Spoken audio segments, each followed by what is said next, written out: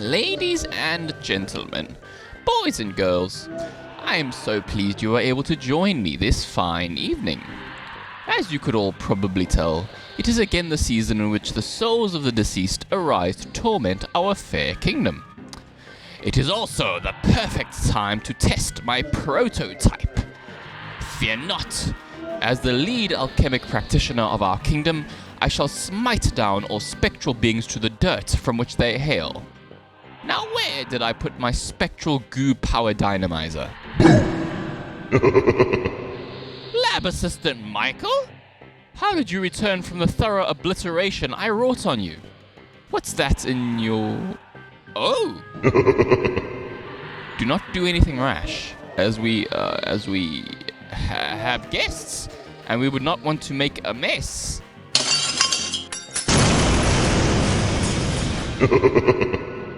Curses. Now I'll have to devise an alternative way of dealing with these spectral beings. I'm afraid I will need some time until I can showcase my next invention. But fear not. I will use my scry-ience to provide you entertainment of the gumptious. Ramble Shamble.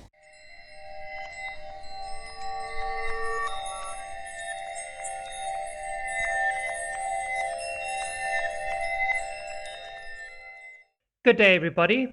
Welcome to another episode of Ramble Shamble. Today, we are joined by a new guest who we hope that we will see in the future. His name is Michael. Say hi, Michael.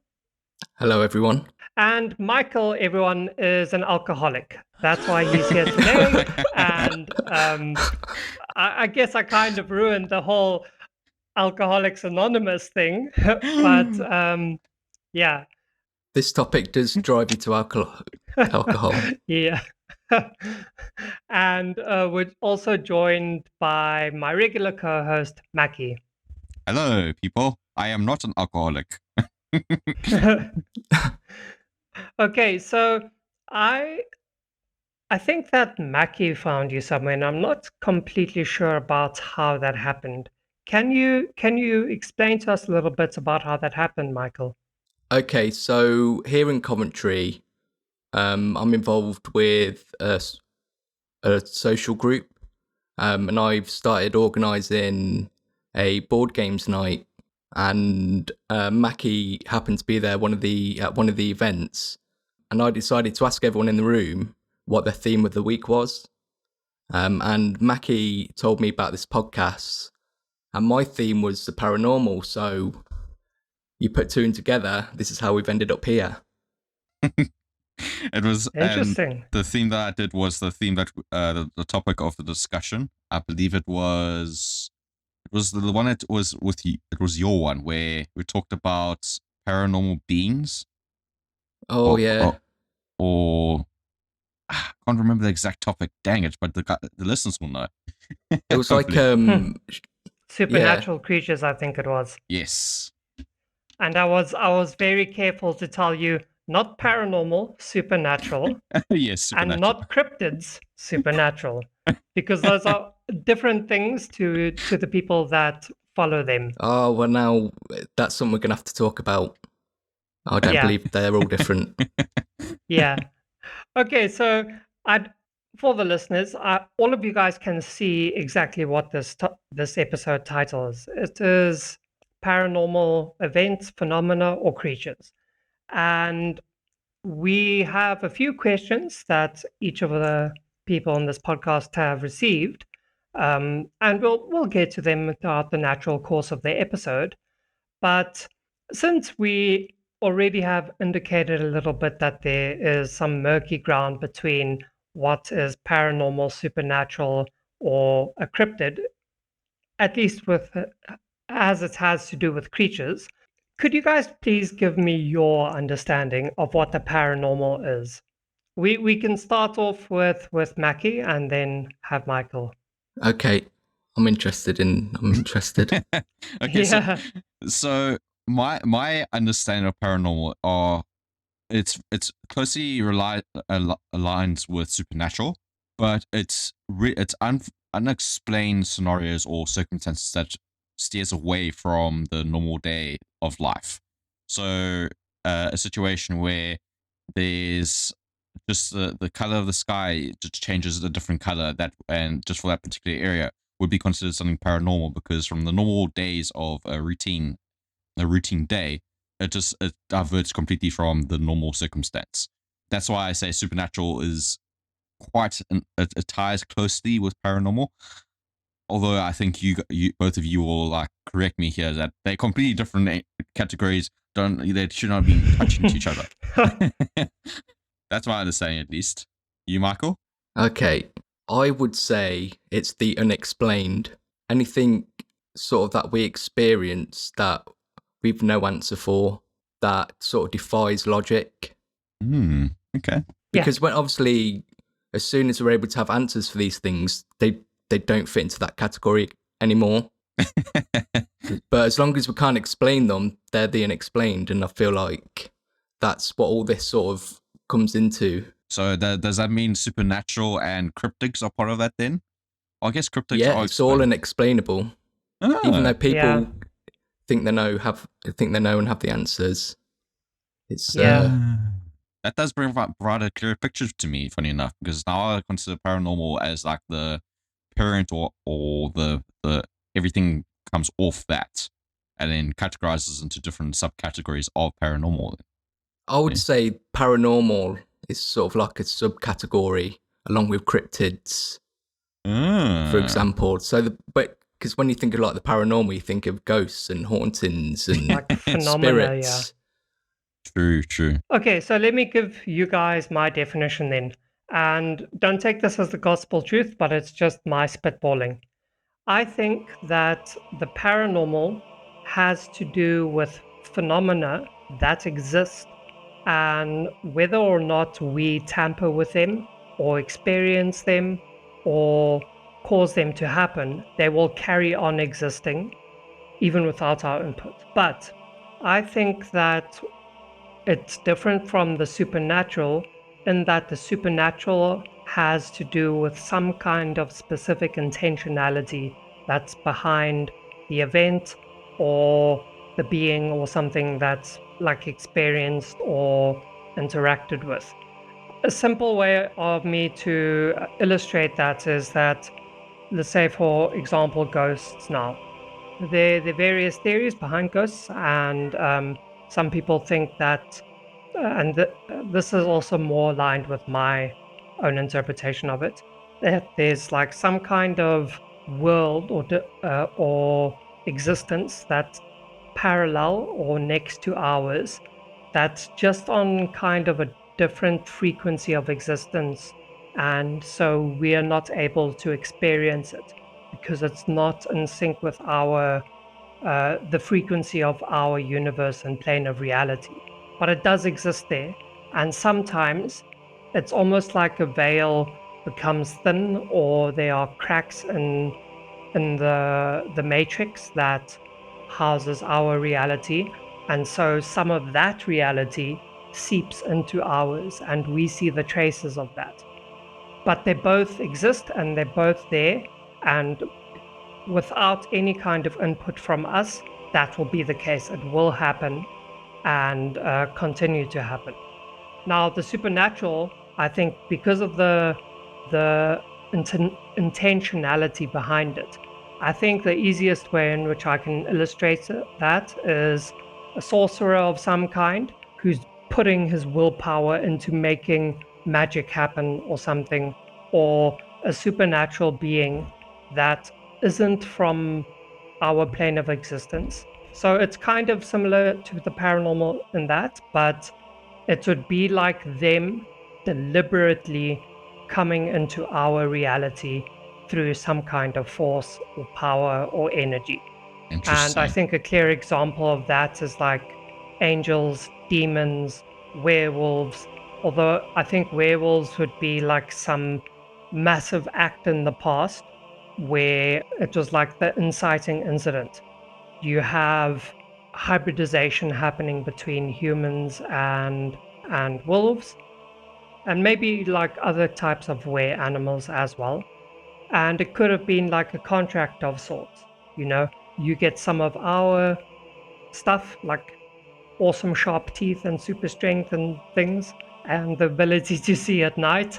And I don't know, we get some of your intelligence. And now the way that you spread out more is you have to bite people. Okay, so whatever the ground rules are, there was like some intentional thing that happened Yeah. behind it.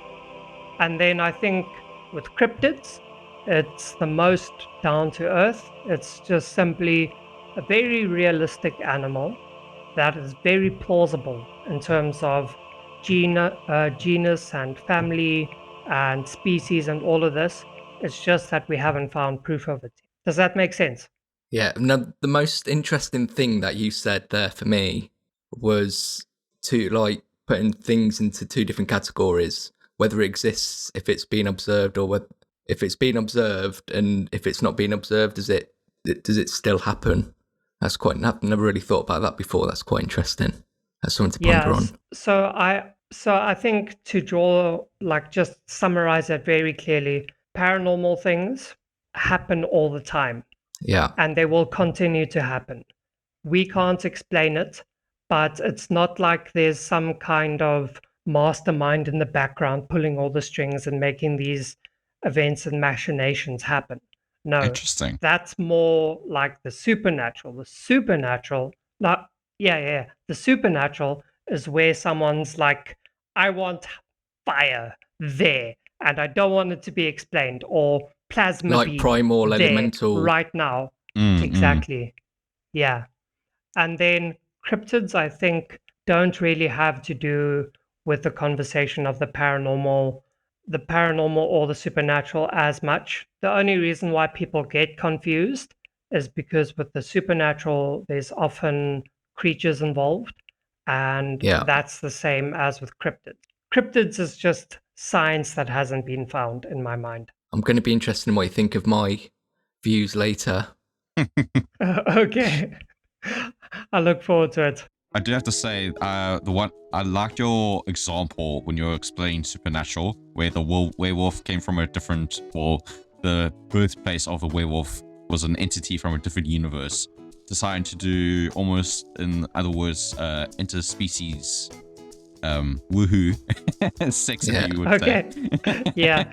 Okay. So before we get on to the actual answers and the actual questions, Are we let going me into just detail, go are we? a little bit of detail into this.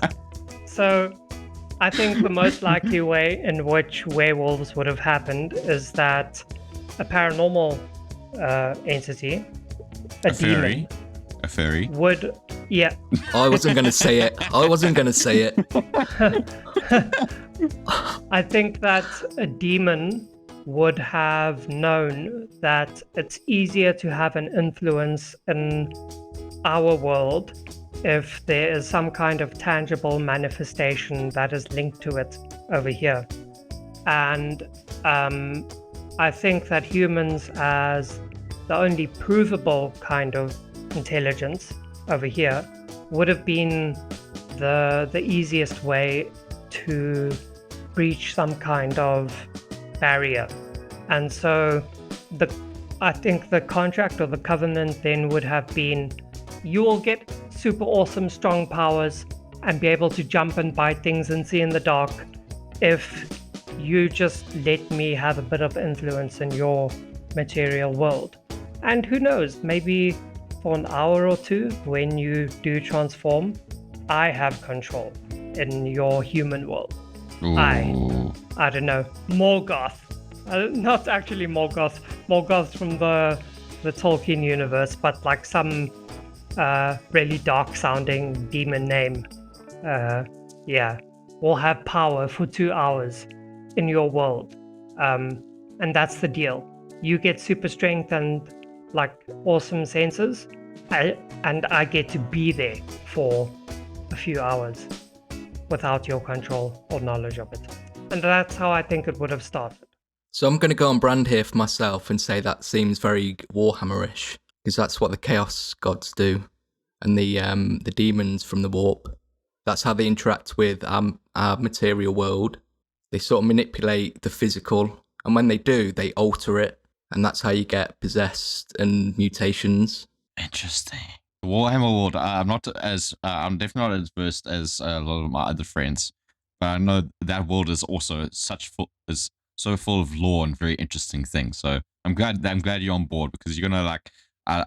I'm curious. I'm sure Jotun's also curious to know these different areas of our nerdish backgrounds that we have not yet explored in detail. So, my first question for you guys is, what is your favorite unexplained or paranormal phenomenon? Ooh. And I think I'm going to give the guest for today the first chance over here to speak. Okay, thank you. Now, I wouldn't like to say it's my favourite, because none of it's my favourite. I'm just fascinated by it all. But I think the one that I'm most, I don't know, sort of intrigued by and I've kind of delved into the most is the missing 411 phenomenon. Ooh, yeah. So, for those who don't know what the missing 411 is, there was this gentleman called David Politis. He was a former police officer, and this was back in the 60s and 70s. And it's all to do with a lot of sort of unexplained missing cases in national parks around America to start with. And he found, like, when doing investigations, he actually found out that these parks never kept records of these missing people or incidents. So he started to look into it, and the more he looked into it, the weirder the sort of scenarios that people go missing were. He's no longer a police officer now, he's an investigator, and he writes primarily books on the missing 411. He sort of catalogues and sort of talks about all the cases throughout the years, and it's still being updated to this day, because it's still something that happens. But it's always interesting to hear these sort of accounts, because like for most of the time, obviously people don't turn up, but there are some cases where people do turn up as well. But even if they don't turn up, there'll be footage on security cameras where sort of like 2 months later they'll sort of come into a shop, sort of days they don't know where they are, and they'll go missing again. Or they might find, say, like the missing person miles away from where they went missing. And there's even cases of like kids who go missing, like when, say, like a family's going out for the day, maybe a kid will go missing, like instantly, like a parent will just turn his head, turn back around, they'll be gone. And there's a couple of cases where the kids have turned back up. They've always mentioned something like, oh, this bear helped me, or this grandma looked after me. You know, they always had like these strange sort of stories to tell when they turn back up, and this is like days later. And they usually turn back up where search teams have been looking already. So they just sort of pop up. So it's just interesting. Like you can't just say one story is this. It's literally every account is different and what happens. So I'm very interested in that, and it gets me thinking about like what could it be. I mean, obviously, most of the time it's probably just like a normal sort of case where someone just goes missing, and like, for example, but there was just those sort of situations that are just a bit like unexplained. Have you guys heard of the missing 411? Yeah, this is actually something that I introduced Mackie to a while ago as well. And what's really interesting about it for me is also, like you said, where these search parties will track over some of the field like 6 times. And on the 7th time, then the person will be found.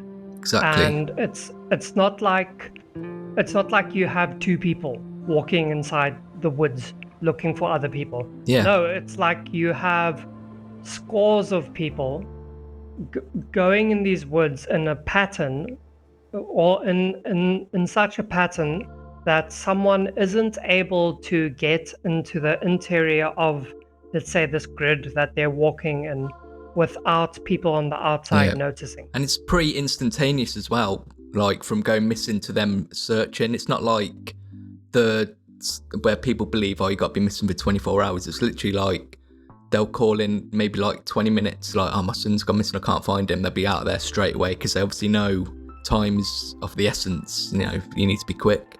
Yeah. And another really interesting about it for me is like the frequency with which it occurs. And normally it's also people who are extremely experienced with being in the outdoors. Yeah. That are the ones that disappear. And that's the interesting and also a bit troubling thing for me. Now, you could make the argument that if anybody is able to hide or like run away, then naturally it would be the woodsman, because he knows how to hide from people inside the woods. He knows them so damn well. But like those people wouldn't leave behind all their supplies and their tools and their and things like that as well. So oftentimes it's like people disappearing in, like, I don't know, Yosemite National Park, and his clothes will just be lying there with his hiking boots and his backpack, and now nobody has any idea where he is. And then just 2 days later he'll pop up like 200 miles in a different part of the like Appalachian Mountains or something. And even if this guy was absolutely hauling ass and he was an Olympic long distance runner or one of those crazy ultra marathon runners, there's no way that he could have done 200 miles in 2 days across this kind of rugged terrain, buck naked. You know, like these streaker. Exactly. Some of these kids that go missing, just they won't be able to look after themselves for days on end. And it's often like a toddler. It's like a 2-year-old who appears like 20 kilometers terrifying. away. Those are the craziest stories. Yeah. So but it's not just the national parks. It does happen all over the world as well. Yeah. I think it's just we get a lot of the reportings from the national parks, specifically because the US Park Service is actually so good. Like, they have their ducks in a row. And so I just think the record keeping and the search attempts and the awareness of it is just a lot better there. It's just that it's recorded more. Yeah. So, Mackie, have you found out anything new about this 411 stuff since I introduced it to you? Yeah. So I did do my initial research, but I kind of wanted to leave it more open-ended so you could fill me in more of the information. But I have done my, like, when I did look it up, seeing the stories of where, as you mentioned before, where they would have these search parties that were unable to track anything. And as you guys mentioned before, the people were just gone and eventually appeared somewhere else. If they were found, that's the more scary thing, is that most of them were not found. And what is very weird is because even if they were, say, experts woodsmen and able to hide so perfectly well, I still feel that these search parties would some form of like indication of people have walked past here, or there's this person's piece of clothing. But as you mentioned before, sometimes the clothing it's on the floor and the person appears 200 miles. And it's almost like a trial that they have to do. They're being almost hand selected or picked by some paranormal or alien species that they say, you're in the more rustic part of your world. Let me put you to a trial of fire. Athletic and a trial of fire, exactly. And if you make it out to the end, butt naked, you're free. Yeah. But you cannot tell anyone about this, or you will be brought back to our world and we'll kill you. I'm passing that trial. But you already jumped to what my next question was going to be for Michael, which is, what do you think the reason is behind all of this? See, Mackie can anticipate this by now. Okay, well, it's actually, we'll leave that until, because I know you've got a series of questions. It's actually to do with like our last sort of topic, so I'm going to leave that there because it's going to bring that into what I think the 411 is. That's cool. So I don't want to, no spoilers. You have to No, it's keep all listening right. till the end, everyone. Yeah. Okay, then, Mackie, what is your favorite phenomenon, like paranormal one? So my favorite phenomenon is the glitch in the Matrix. So I recently heard of this story where there's this lemon TikTok girl, and I'm not sure if you guys do know it. I'm going to say it anyways, as if you guys I do don't not know it, so fill me in. Yeah, if there's one thing I don't give a damn about, it's TikTok. Well, that's the thing. I don't listen to TikTok either. But the only reason why I know about this is because I've looked at 411, missing 411, all this weird paranormal stuff. It's pulling up all my search features. So it's like, have you heard of this story? So I'm like, okay, well, I guess I'll do this research. And basically, a person who works in the kitchen, she basically grabs on a security camera. So a security camera is watching the people work in the kitchen, and this girl grabs a lemon and cuts it in half with a sharp knife. Now, with one of those halves, she proceeds to cut it in half again. So one lemon is in half, and the other two slices are in quarters. So she then leaves the lemon, the pieces of lemon on the counter to go fetch a plastic bag. So she puts them down, and you can see this. You guys can look it up. It's like a 40-second video and then she goes away, grabs the plastic bag, comes back to pick up the 2 quarters, so the 2-quarter lemons, and as she puts it in the bag, she realizes it's not in quarters anymore. It's back to a half. And you could tell she pauses, and she realizes that she had not cut the lemon into quarters yet. It's still half. So she proceeds to cut it again to quarters, and she puts it back into the plastic bag. But what made this strange is that she then goes to the security camera and confirms that she did cut it into quarters, but when she went to pick it up again, it returned to its original state as a half. So is she intentionally cutting this lemon for a TikTok video, or is this on the security camera that she's showing? A security camera actually shows, like, you can see people working around her, That's mental. like gathering, cooking items, and so they're preparing food. And this camera, she obviously, it looks like she's recorded the camera footage on her phone, because you can see she's trying to zoom in to the exact point of her cutting the lemon, but then she zooms out to see that it is a busy kitchen. Well, that's more believable, because if she's just doing it for the camera, then obviously you kind of think, oh, it's just a cut. But if that's how it's, that's mental. It's creepy. So what makes this even worse, why I like immediately thought, oh no, something's weird happening here, is that so she started speaking about it on her TikTok, and her TikTok account gets blocked or cancelled. And she asked why, and the people basically said that your age of 16 is too young to be on TikTok. So that's weird to start off with, because I've never heard of that rule before. And then she started posting. Yeah, you can be younger than 16 and be on TikTok. I've never heard of that rule. To be fair, I don't use TikTok very often. You can't like personally. They're not like, you can't interact with that account in any way if they are underage. That's the new rule for it. But there's no age restriction on content creation for it, I believe. So what was also weird though is that she started speaking on her mother's account, and that account also gets cancelled. So it almost appears that, look, I can definitely, you guys can obviously, I've also been trying to think of, oh, this is probably just some trend or that kind of thing. But these like occurrences where her account gets cancelled and her mother's account gets cancelled or blocked is pretty weird, because this is only one of the circumstances of glitch in the matrix, because those are the one of the paranormal phenomenons that I enjoy so much, because you see something happen, but it's almost like something had to revert back to its original state, or there's like a person that is an exact outfit that you're wearing going to the exact same location and has similar mannerisms as you do. It's these like little like weird situations, like it feels like a glitch in the system. I just love those things because they make my brain go like, wait, my brain just paused, please go back again. I have to watch it like 4 times over just to understand, what did I just see? So do you think they're like hiccups, or do you think they're intentional glitches? I think most are like fabricated, but I definitely think this lemon one seemed more real to me than the others, because like you'll see like I'll be like watch some lately, and like you see this car and it magically just gets completely destroyed. And I'm thinking, yeah, that's a bit off.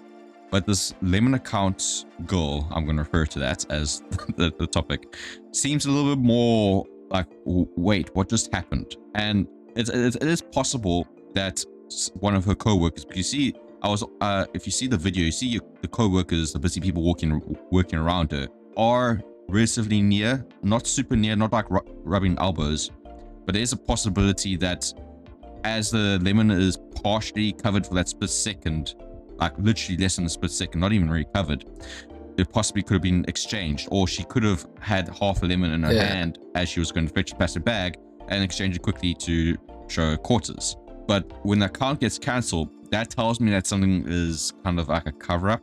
Yeah, now I've worked in restaurants and behind bars and stuff, and not once in many, many, many years has there ever been a funny idea that it's not been an idea that someone thought, I'm gonna like change this bit of lemon back to a full half.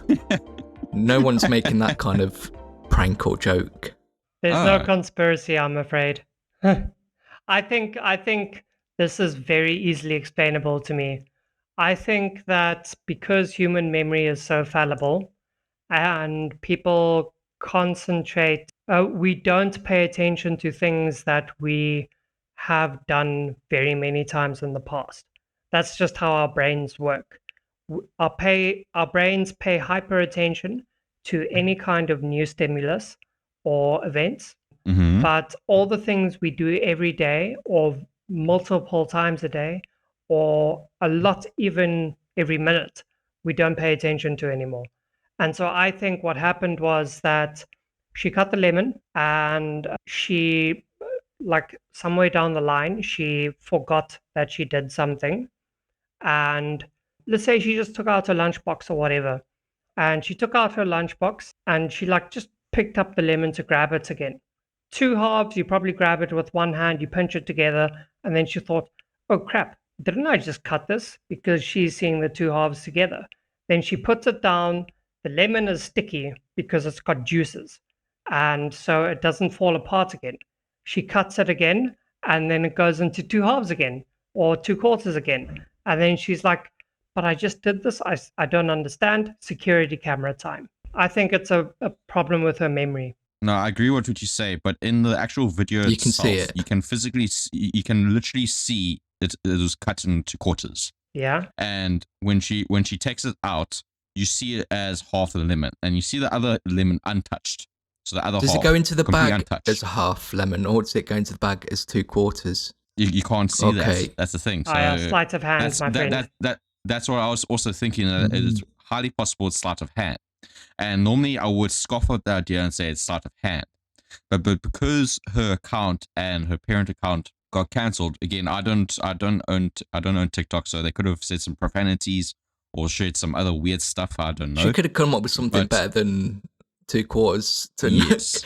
going back into half a lemon again, though. If she was going to think about making something up, seems very mundane.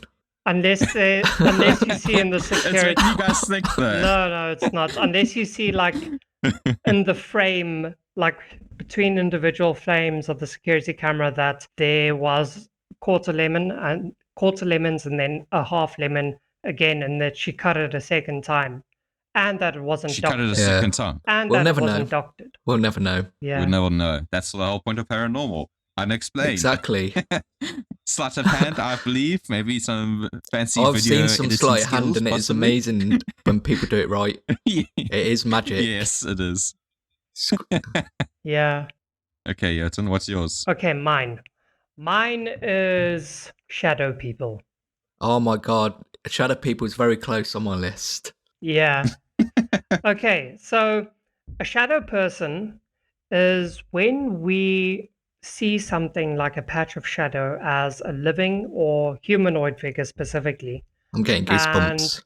we tend to think that they are entities, like they have intention and they're probably watching us, and they probably are not in our or thinking in our best interests. A lot of people who see shadow people think that they have some kind of malevolent intention behind them.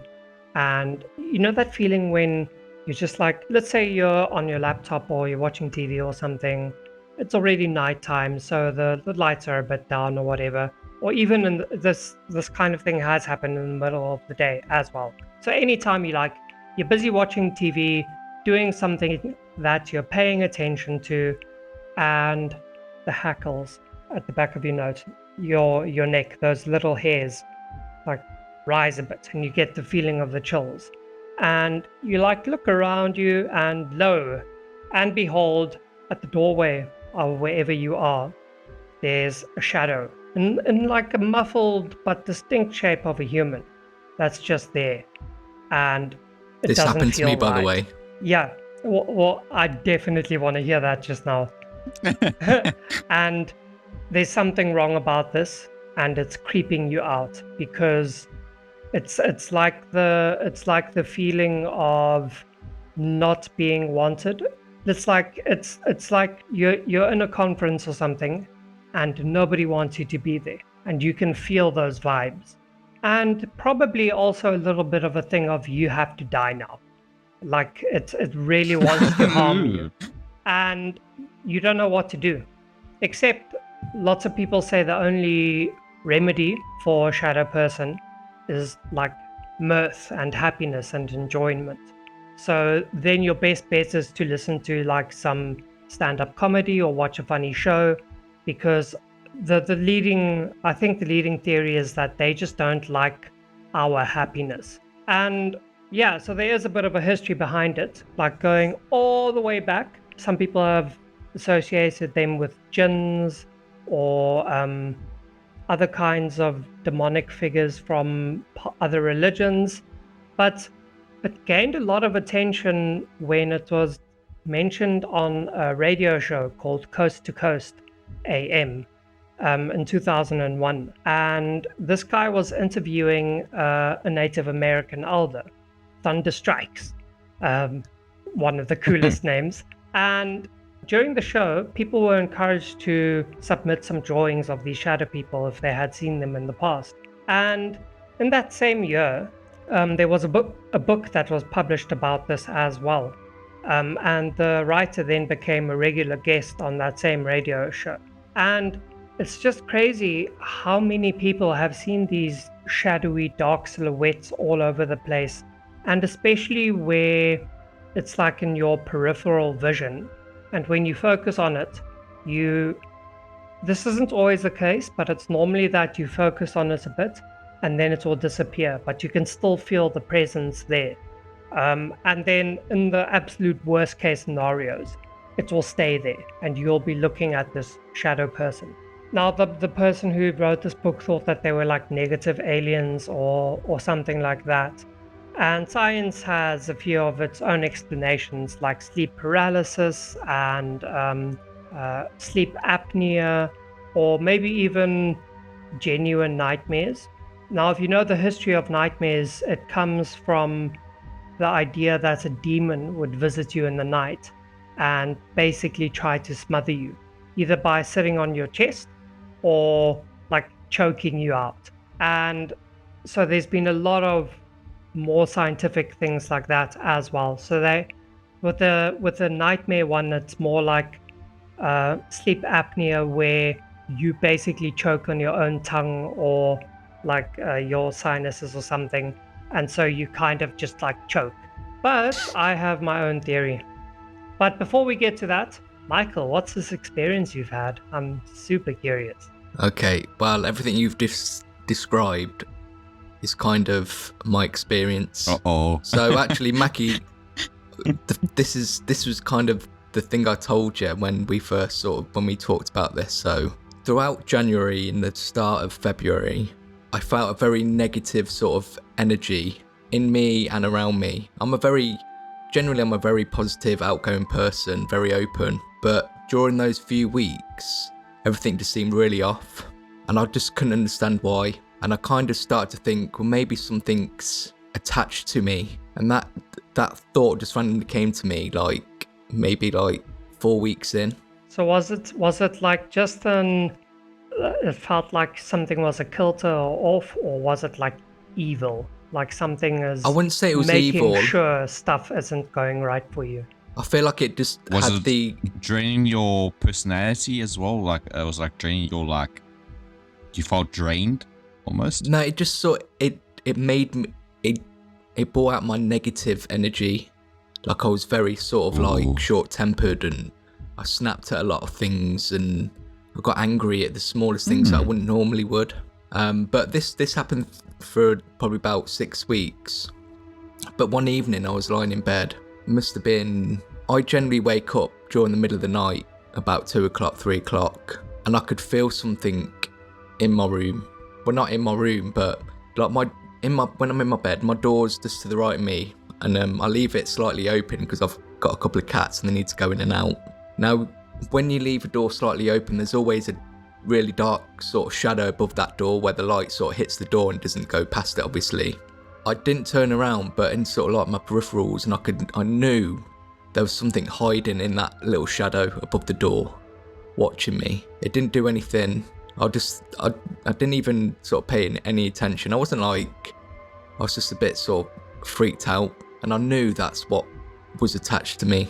And it's funny you say, like, because I know, as weird as it may seem, I sort of generally know sort of like how to deal with this sort of stuff through my interest, but being positive and not and making light of the situation really does help, and just generally sort of setting your boundaries with it and telling it to sort of leave you alone and go away. So I did that for a couple of days and it went away. But saying that, last week I felt like it was trying to come back, but only for like a moment, and then it dissipated again, and I've not had any sort of situation since. I've had lots of experiences, and it's generally through other people, but that's kind of like the first sort of personal experience I've had in a long time with something like that. But everything you said sort of resonates with my experience that happened recently. Sure. Look at Jotun speaking the truth to Sylvan Shadow people. Yeah. Jeez. Well done, Jotun. Shut. Don't forget me when you go to sign that Nobel Peace Prize and leave me behind. Yeah, man, shadow people creep the hell out of me as well. I've also had an experience with it, but it's more like a communal shadow person that I saw. Lots of people in the area where I grew up think that it's a ghost, but I think it's a shadow person and a negative vibe that it has attached itself to a specific location. And that's an old gate by an old school where I used to live. Oh, I know what you're talking about. Yeah. They call this shadow person Hatman. And the reason why he's called that is because if you take a flashlight, in my instance, it was the headlights of a car, and you shine it at a specific tree close to this old gate by a train track where someone was run over like decades ago, then you'll see the outline of a man like peeping at you from the side of this tree. And lo and behold, he has a top hat. And it's a little bit linked to a different paranormal phenomenon of Hatman, which is, I think, a bit more of an urban legend, which is coming about nowadays. But it's also shadow person with a top hat. And yeah, I saw Hatman myself where I used to stay. So it's creepy, man. And what really freaks me out about it is just the fact that it's so malevolent. The energy behind it, like they not only do they not like us, but it's like they don't like happiness, and that's scary for me. So if you feel yourself going that way and feeling those vibes again, Michael, you must just remember happiness is the key. You have to laugh and like call your friends over, have a fun time. If it's late at night, listen to Ramble watch Shamble. like some good stand-up comedy or a TV. We could do an in the really moment podcast, couldn't we? Yeah. Probably. And yeah, just don't feed its energy. Yeah, Because definitely. I think that's what happens. I think we Yeah. get frightened of them, and then they love it. I think that's what they live for. You've basically just got to try and sort of feel the opposite of how you're feeling. Exactly. And if you, And remember, stand up to it, tell it to go away. yeah. I don't know if you're a very religious person, but I'm a Christian, so I always just loudly declare, in the name of God, you will do me no harm. It's the intention behind it, isn't it? Rather than the words. Yeah. Like, the words are important to the person, but the intention behind it is universal. Yeah. And I think the intention behind saying that is that, like, regardless of whatever the hell you could be, you simply don't have authority over me. Exactly. And I think with happiness, it would be like whatever you say, kind of, or whatever you're feeling. I don't care, because I'm having fun right now. I Yeah. don't give a crap about what you feel. But yeah, that was a bit dark and gloomy. I think we should go to the next topic, which is, what's the least likely paranormal phenomenon? Like, one that you can look at and be like, oh no, really, this has the most obvious explanation. Can I go Yeah, you first? go first Yeah, this time. go I went for it. first last time. Well, Yes.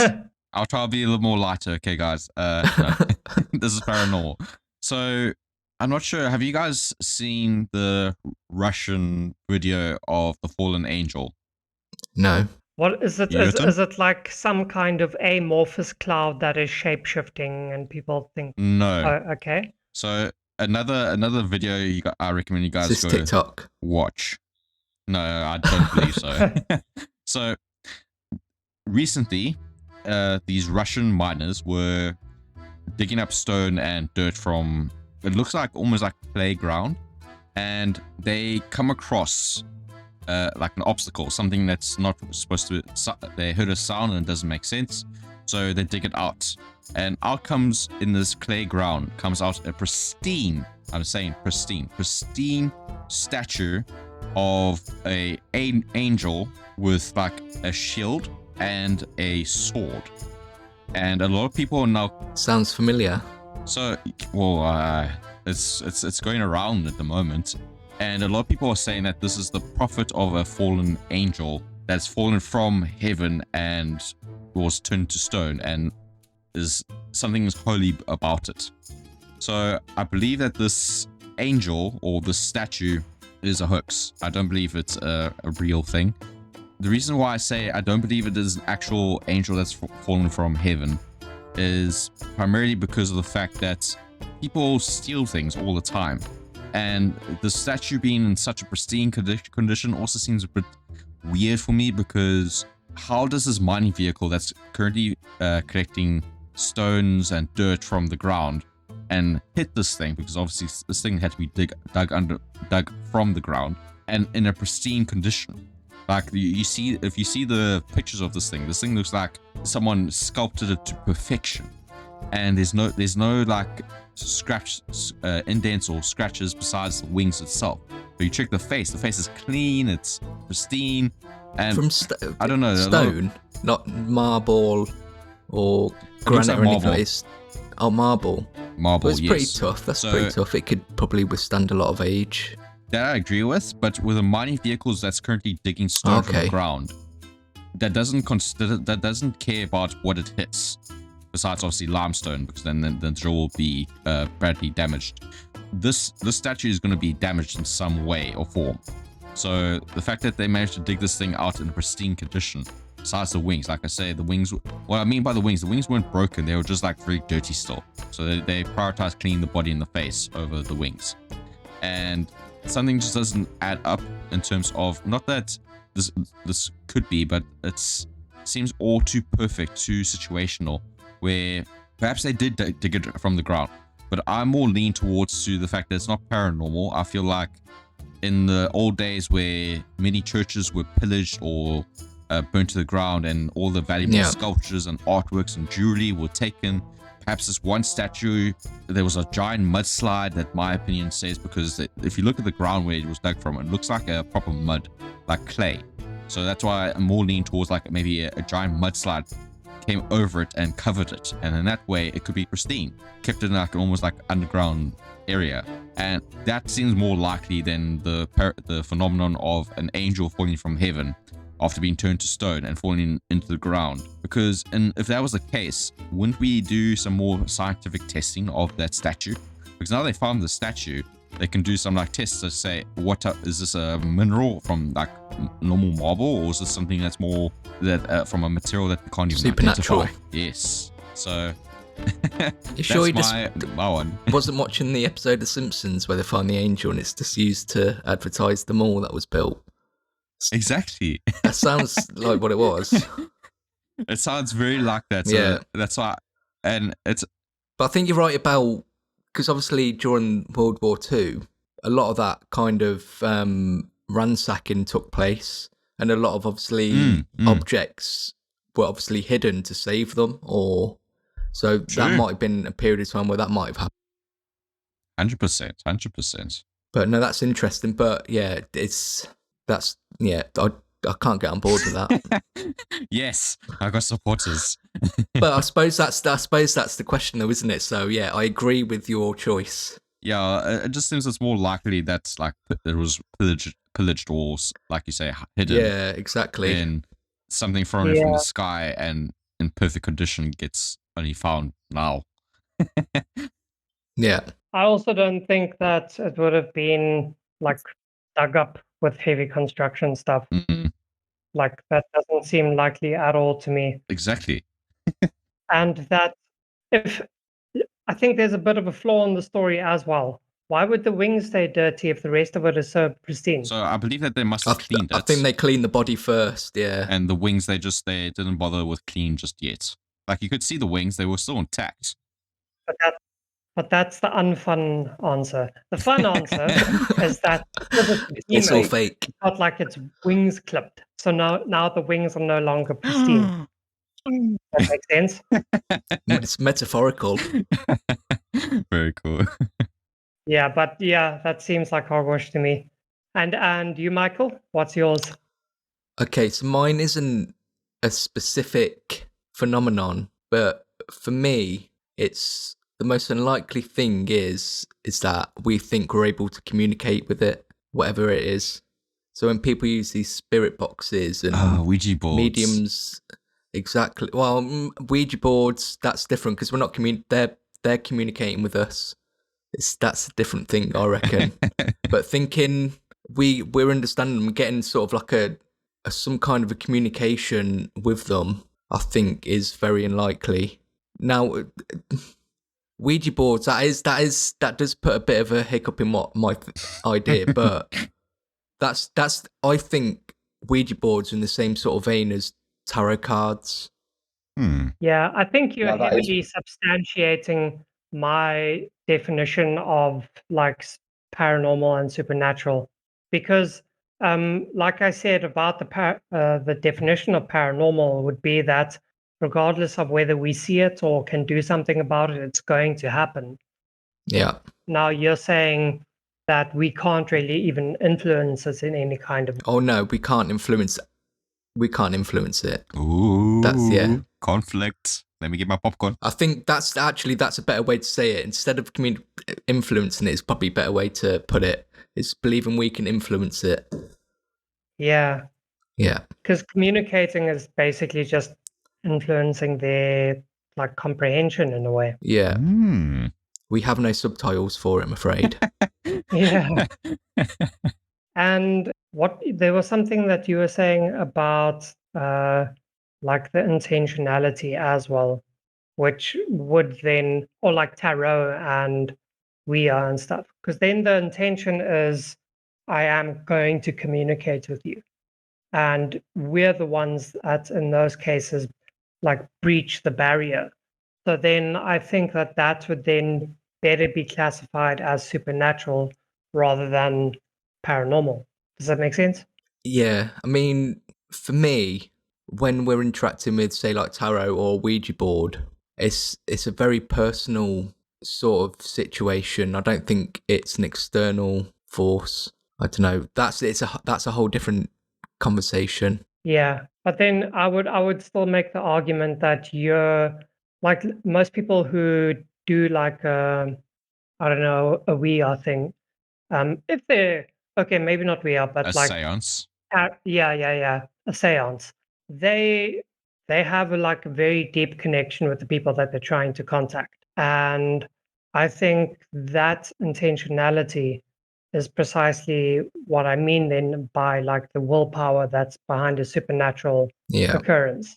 And I think that it's only like just a breach of the barrier that's needed by our intentionality in that case. But then once you've breached the barrier, a lot of the time there's no going back. Now, I don't know if you guys are familiar with how VR boards work, but basically you breach the barrier to the spirit world and you make contact.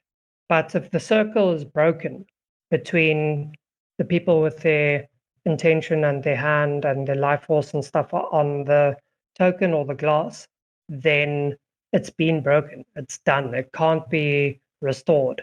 And because of that, the entity stays in your world. That's why you Yeah. get all these wrong things that happen with it. And that's a very got a long history of like the circle being the perfect platonic shape with no edges, no like leaks in its solidity or anything like that. And if you break it, then like hell will befall you. And if you look further into all those kinds of symbology and things like that, that's why when even in popular media, practitioners of magic depict or they use symbols, they often draw the sign of the pentagram upside down, or maybe even David, the Star of David upside down, and they draw a circle around the points of that star, whatever star it is.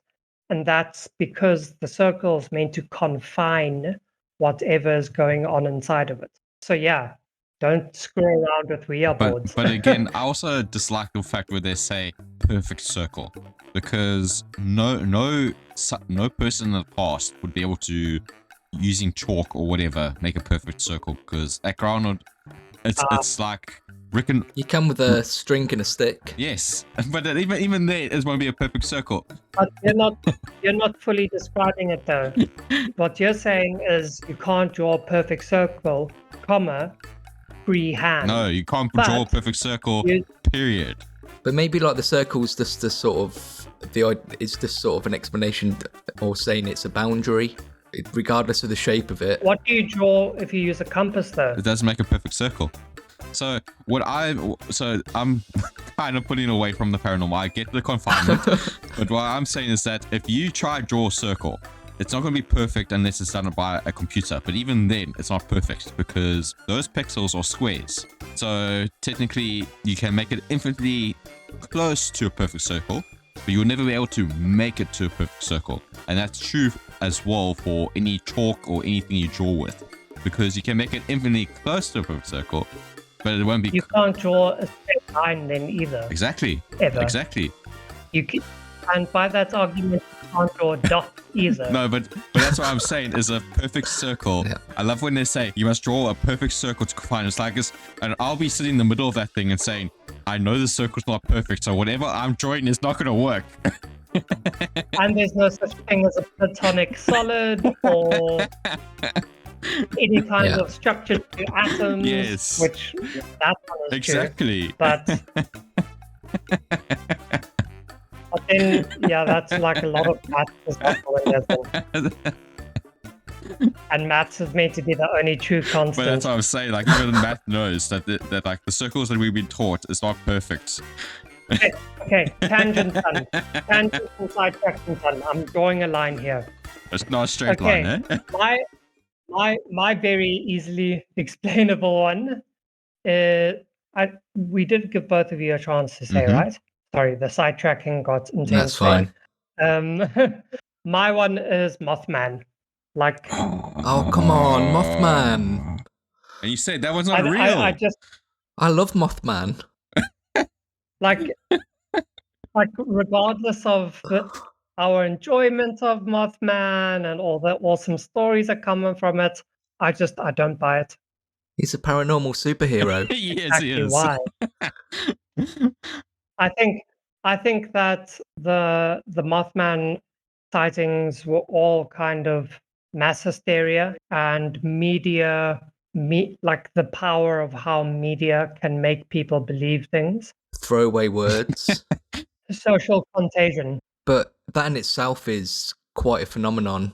Oh, now we're getting deep. That is true, but I think that with Mothman specifically, a few people, maybe you could even say it was a shadow person, but I think that people who experienced a similar encounter then had this idea of the Mothman to latch onto, and because they wanted it to be explained in some kind of way. But when you get multiple sightings and they all describe the same thing, In like the 60s, and then it like never happened again. Because there was no major disaster that's happened. not true. Recently in Chicago, there's been sightings up at the end of last year. Ooh. And was there a major catch on? Started up again. Yeah, can't say a word at the moment. But did something really So- bad happen then? Not that I'm aware of. So if people don't know, Mothman is known to turn up and is an omen for a disaster or something bad's about to happen. So originally, like the Mothman prophecies, there was a bridge collapse, I believe, and there was a lot of sightings before that. Yeah, in West Virginia somewhere. Yeah, but there has been a lot of sightings in Chicago towards the end of last year. I've not heard anything since, but it has been talked about recently. Go Mothman. Yeah, I just don't think it's likely here. I don't know why. It's just always been one of the things that smacks of hoax to me. That's interesting. So maybe I have the weakest argument, but yeah, I don't think it's very credible. Okay. We're going to come to the last episode for today, which is Episode or topic? it's interchangeable, bro. We only release one episode a day. Sure. Mate, this is a But anyway. three-parter. Yeah.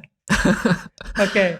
So the last question. What is your most radical theory behind a paranormal phenomenon? Now you can go really balls to the walls here, really something that's totally out there, or a more sophisticated science approach, if you like, whatever you feel. I feel like floats your Mackie's boat. going to be more the scientific and I'm going to be the more woo-woo. Yeah. Okay, so I think the host should decide who should go first. The more woo-woo or more science? Okay. I think that I will actually go first. Yeah. Curveball. Option 3. Blindside. Option 3. Yeah. I choose none. You just don't want to so be pitted up against us after, do you? Yeah. yeah. So I actually really struggled to come up with an answer for this. And I think it's because I actually believe in a lot of these different supernatural events. And I think that for the most part, the best explanation is basically like we can't explain it. And by that I mean I don't think science can really clarify on these phenomena. And if it could, then it would already have done. And so I kind of think that a lot of the time, the folklore that arises from these phenomena, let's say shadow people or something, is actually the more likely thing. So I think that Occam's razor actually points to the most likely answer being that like something that we just don't understand is the cause behind it. But my thing would actually be kind of like what I was talking about in the very beginning, that there's like, I'm not going to use the word dimension because dimensions are like space and time. Those aren't the same as like a different existence. I think there's a parallel or adjacent universe or reality that's just out of phase or out of sync with ours that occasionally leaks into ours.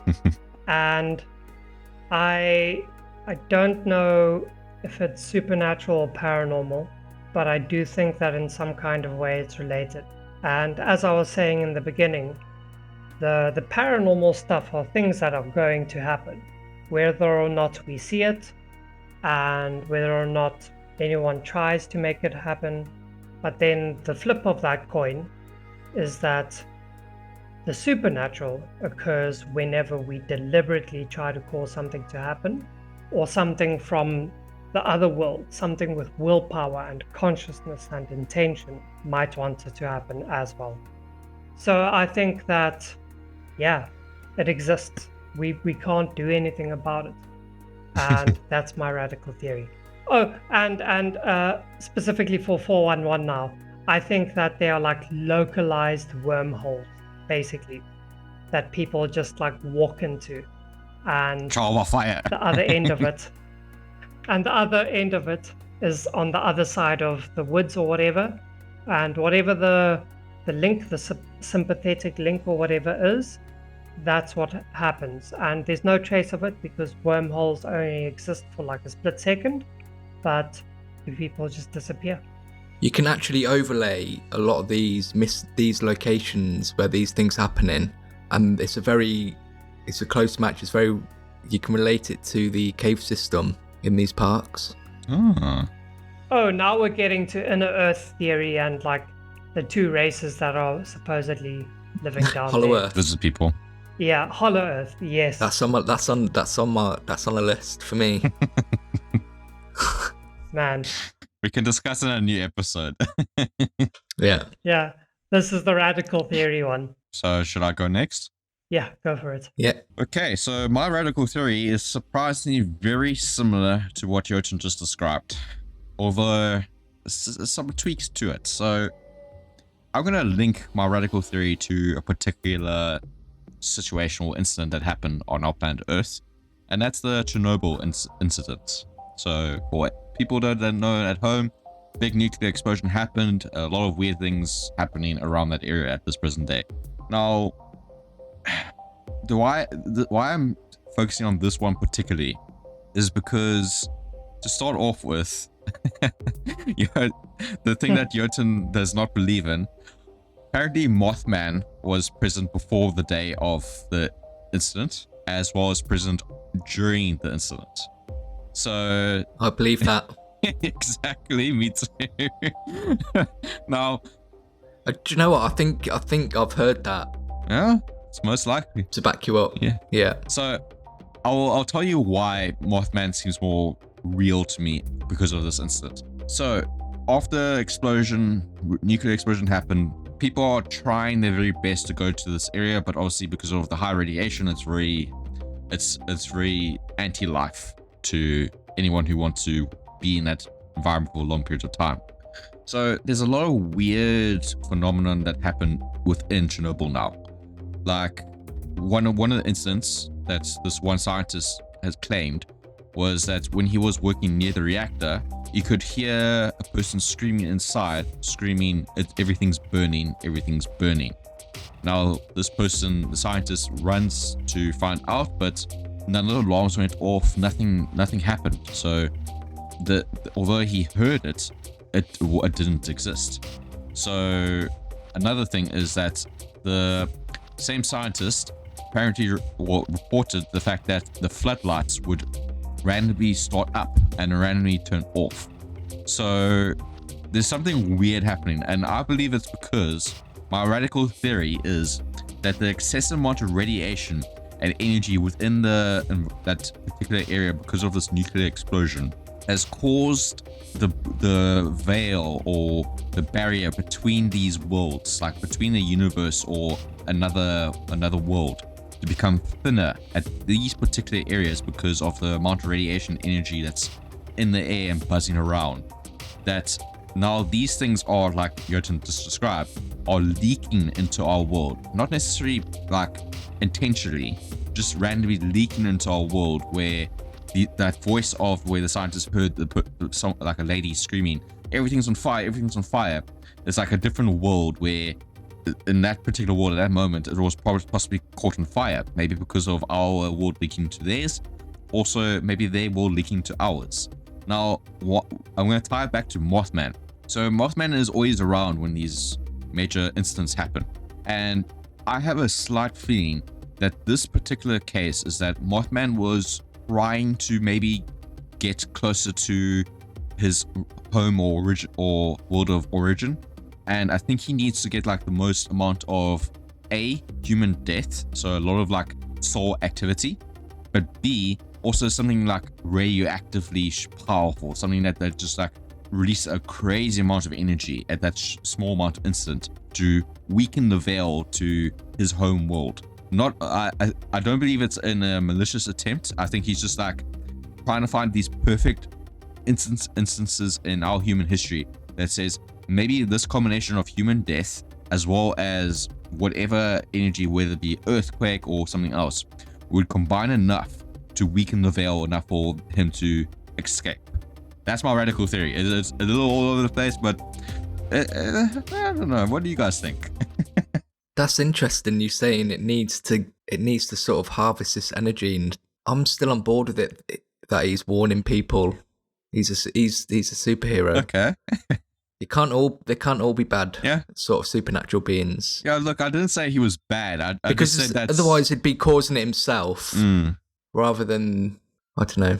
That's interesting though.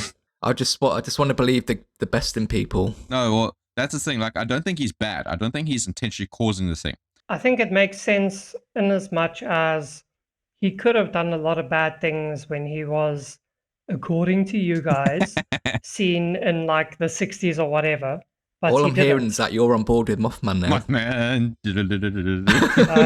I think it's very spurious. Unless Chernobyl caused some bats to mutate very radically. What, instantly? I do think, if working from the premise that Mackie is making sense here and that story is correct, I do think then that, like, a lot of the times these things are bound to each other in some way. Like, if you've heard about Skinwalker Ranch. I love Skinwalker Ranch as well. That's on my list. Yeah, you've got links with Bigfoot and creatures that come out of these like orange vortices where the aliens are also coming from. And now the linking idea is that Bigfoots are some kind of servile creature. They have a lot of these werewolf type creatures as well. Coming back to the beginning of the episode, a lot of these dog people walking around. Furries. Dude, you're giving me chills, dude. Like the creepiest, guys, probably the creepiest shit I've heard in my entire life is that at Skinwalker Ranch there was a red or orange orb that made people like cower and basically comatose with just the feeling of dread and fear that it gave them. Just imagine being someone who feels such potent dread that you're not able to like stand it attached itself to people, or it attaches itself to people. Hitchhikes. That's like probably the creepiest thing that I can even imagine. Yeah. And that there was a creature coming out of this orange vortex, like crawling out. Yeah. Basically some kind of Lovecraftian shadow person. Yeah, I've seen that picture. They say that's a Bigfoot. Dude, yes. And Michael, man, you don't even know. I don't play jokes with this shit. Like I have genuine pithecophobia. I have a fear of apes, man. But I still have such a morbid curiosity with apes. If I saw an ape in the zoo, I would lose my shit. Those things can think. Do you know what's worse than that for me? Is someone dressing up as an ape in a costume. I'm not kidding. That is a true fear. It doesn't even have to look like a realistic monkey or gorilla. You just have to put on a costume and I will freak out. Interesting. Jotting that down, thank you very much. I think it's for the same reason though. I think it's that whole uncanny valley vibe that it gives you. It's like it's so close to a human being. And with absolutely. Bigfoots, but it's not quite right. Yeah, and it's like they can think properly and they can scheme you're freaking me out now. I'm getting freaked out. thinking about And it. like 4 to 6 times the strength of a human that's the same height. Dude. This is why I don't go anywhere near the woods. I don't go camping. I've actually told Mackie a few times and he's laughed at it. But if there's a downfall of humanity, it's because of it's going to be some like troglodyte subterranean race of hominin is going to come overthrow us, and it's going to be Bigfoot. Believe me, that's where it's going to happen. That or octopodes, No, octopuses. so I didn't laugh at the fact that that situation that happened. I just find it very interesting that you both, I know 2 people, have a fear of apes, like animals that can like actively think. And for me, it's more like, ooh, let's see the extent of this thinking power. You guys like thinking, no, they can think, we should Dude, burn these it. things are out there. We must study them and understand them so that, or basically for the same reasons that Sun Tzu says in The Art of War, know your enemy. Yeah. So that's why we study it, bro. Yeah. Knowledge is power. Okay, anyway, we still, is that your answer? What was your answer, Michael? Oh no, I haven't done mine yet. Oh yeah, let's get to that then. Mackie So- raised Chernobyl. Yeah. So, funnily enough, I think we've all sort of came to the same conclusion. But for me, all of these unexplained phenomenon, and we're talking ghosts, Bigfoot, alien greys, UFOs, abductions, Skinwalker Ranch, the Men in Black, the missing 411. For me, it's all the same thing. And for me, this is where I'm coming back to the missing 411. So for me, what I believe is that whatever's happening there in those locations, what is causing those disappearances, that's like the phenomenon. So for me, I would call it the Fae, elves and fairies. Oh yeah. Oh, They go back that's good. through history of like folklore and tales, and I Fairy believe circles and chain. yeah, because everything else is just wears a different mask of that same phenomenon. So you're looking at alien greys and abductions and shadow people, for example, and the way people talk about their interactions and how they experience it, they describe it in exactly the same way. Bigfoot, usually if someone has a sighting of Bigfoot, there's usually UFO activity as well in the area, or these people also go, and as well, if they have people haven't seen Bigfoot or they've just seen UFOs, they'll tend to experience paranormal things as well. So it's never just like they experience one of these things, they tend to experience like Multiple. a few of these things. Yeah. So Skinwalker Ranch is Skinwalker Ranch is I want to know more about I'm very sort of like eager to learn more about that. I've learned quite a lot about it, but I think Skinwalker Ranch is like the main sort of place that they are actually trying to scientifically figure this out. Yeah. I recommend you read the book. Like it's really eye-enlightening. I don't want to read the books. I don't want to indulge in it too much because I'll just scare myself. I don't want to invite it in. Like I love it and I like conversations about it, but I try to keep a bit of distance. But yeah, Skinwalker Ranch for me, and well, actually the missing 411. If we can explain the missing 411, I believe we could explain a lot of this stuff.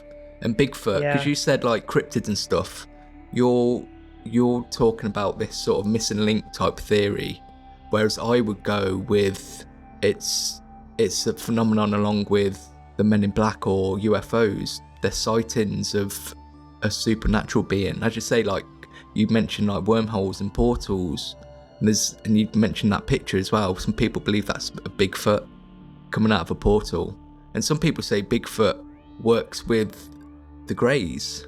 So there's just lots of these sort of theories and ideas but there's always like little connections between all of them.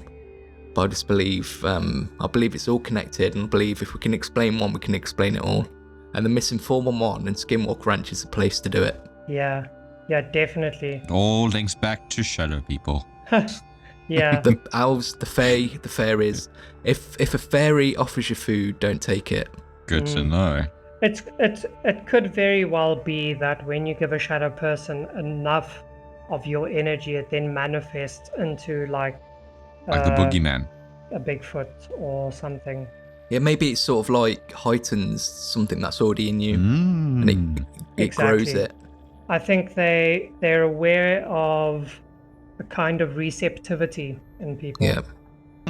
Because a lot of this stuff, a lot of people experience this when they're going through like trauma or like if they're alcoholics or there's a bad living situation. It's those sort of heightened emotions.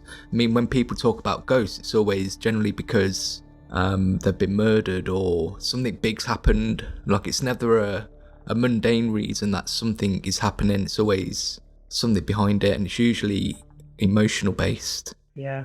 Now, people might say, "Oh, that's why it's happening," but it's like you could see it like that, but it's two sides of the same coin. Maybe they exist. Ooh. Yeah. Yeah. So I definitely think that you're on the right track there. But that brings up I think we can leave off on this for the end, just like a note for everybody to think on. And that's, do you think that maybe people I haven't even are the talked about the cause Men in behind Black. this? Oh, but that's a deep wormhole, my Very friend. deep, like the SCP Foundation. That's for next time. Next time, yes. Yeah. You said it, folks. He's coming back. No, we definitely need you back. We can do a part 2 for this. Could it be that we're the reason why these things keep on happening? Because there's like a kind of, like you were saying, receptivity about us, or something that people don't want to acknowledge about themselves. And that when almost like our consciousness or sentience takes a break in a way, then this darker side of us is able to make things happen. Yeah, it's manifested in some way, whether that's from within us or externally. That's one of the questions, isn't it? That's why I think one of the things at the beginning when you said about this existing regardless, but thinking about maybe it needs to be observed. Who knows? There's a lot of interesting questions. Yeah, definitely. And no answers. It's the unexplained. Yeah. So that is a nice thing that you put forward there, and I think that would be a great place to start off next time in part 2.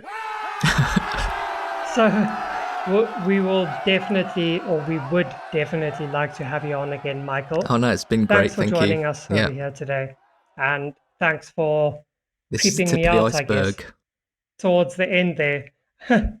Ancient history as well, we've got to talk about. Yeah, and hopefully Mackie won't be able to sleep tonight. You're definitely giving me some things to think about, okay? That was my goal from the start. Like I'm going to put like salt around my bed and say it's not a perfect circle. It's not a perfect circle. Glitchy lemons are the least of your worries. Yeah. So maybe next time we'll give you guys a bit of an update about whether we were able to sleep this night. Oh yeah, if we've experienced anything because of what we talked about this evening. Oh yeah, definitely.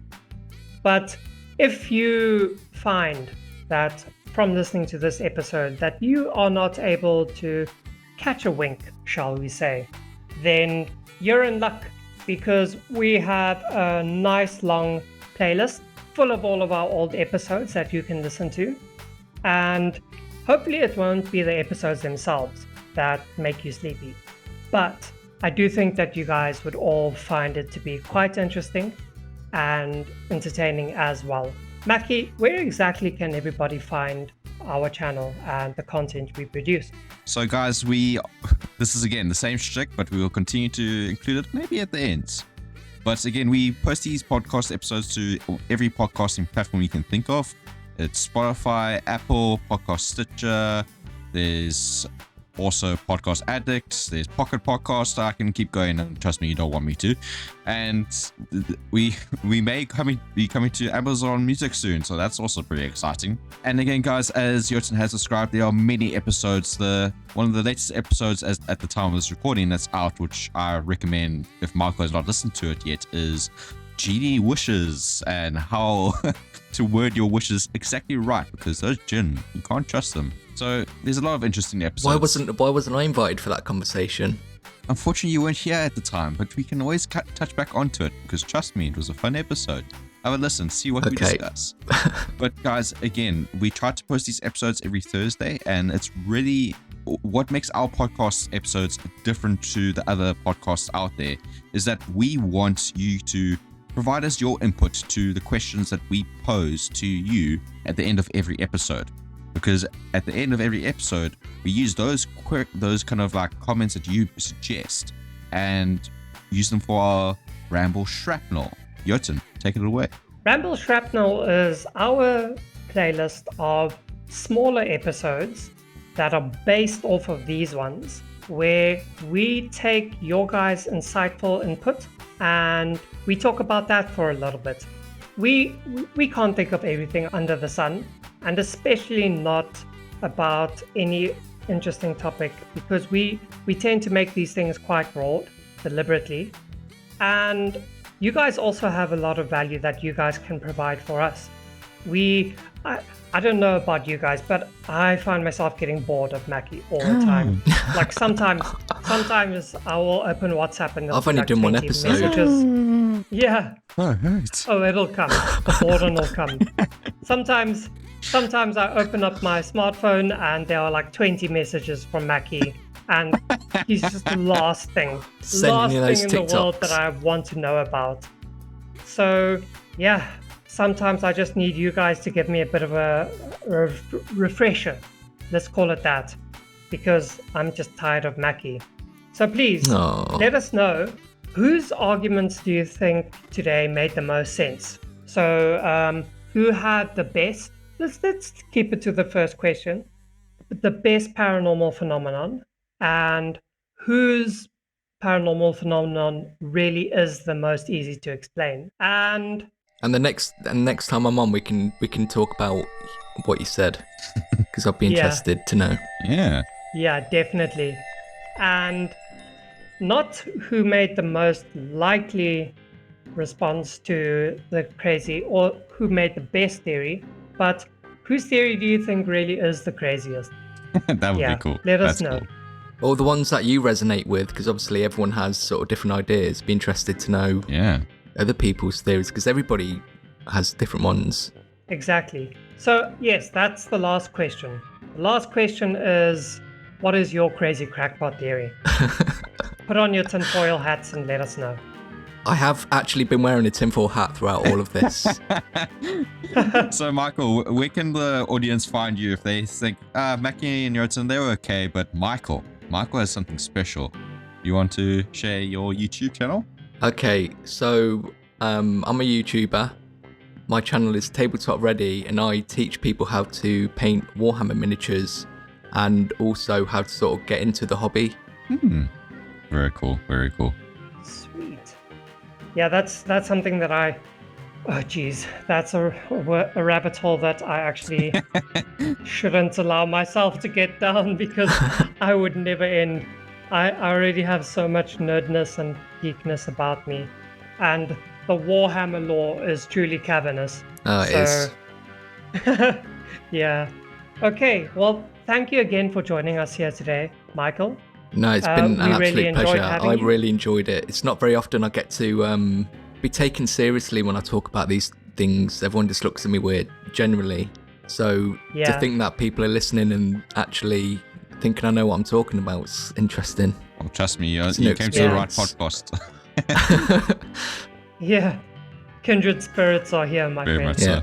So again, thank you for joining us here today, everyone, and we hope to see you next time as well. Bye. Bye.